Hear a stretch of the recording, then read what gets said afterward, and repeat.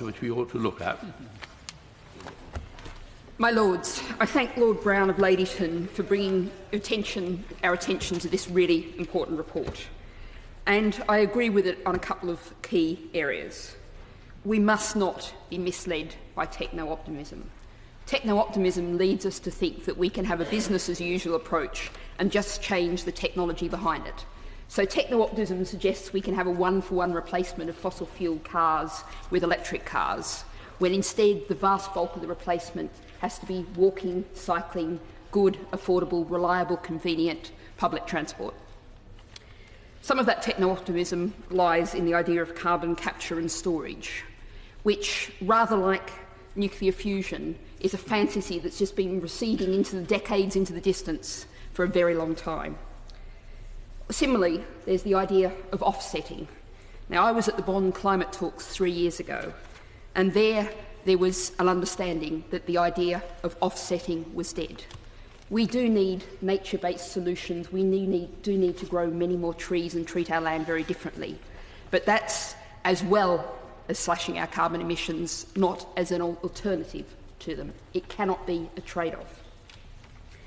Now, where I disagree with this report, and I know your Lordship's House has found this to be a very stark message of either net zero carbon or zero carbon by 2050, I would say, and the science says and the IPC says, it has to be 2030.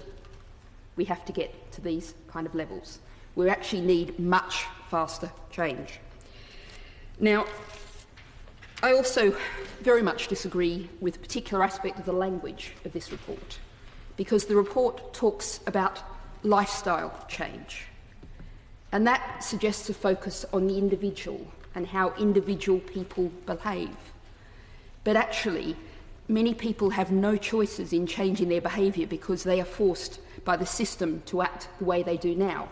There's no point in telling people, well, leave your car at home and catch the bus if there is no bus service. It can't be done.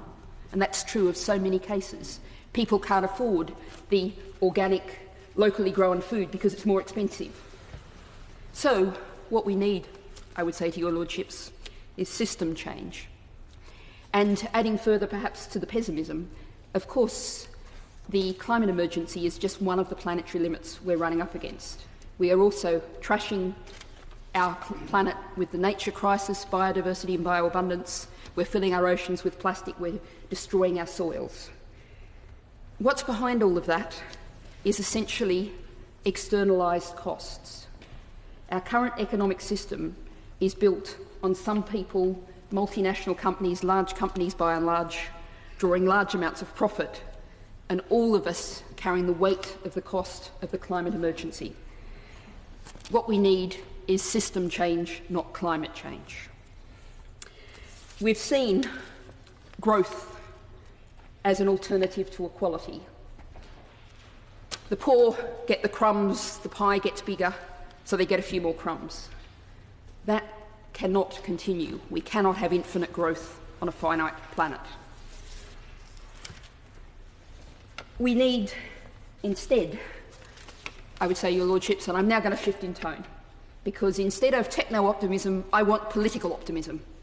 And that's what we can offer. In a democratic system, we can offer people a better life, a Green New Deal, a just transition. Now we have, and the Noble Lord, the Minister, will be very familiar with the phrase levelling up. We're talking about levelling up for the inequality of the North and other areas of the UK. And that's been seen as more stuff, more high-energy transport.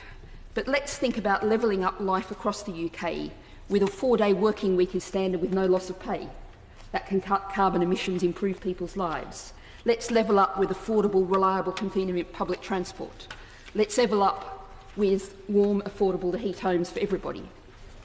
This is the political optimism that we can offer to people in a democracy to make the change. Now, I want to thank the Noble Lord, Lord Hannay, for bringing into this debate the issue of COP26. And I want to finish on that point because this is the absolutely crucial position we're in now. What will future history remember about the United Kingdom? Nearly everything that's ever been said in this Lordship's House will not be remembered. But if we deliver a successful COP26 in Glasgow, that will be remembered as a crucial turning point in global history. If we fail, that will also be what history will remember about the United Kingdom. And a number in your Lordship's House have referred to Donald Trump and Scott Morrison. Well, I want to quote the Governor of Texas from the Bonn climate talks, who said, "Donald Trump is not an excuse for any of your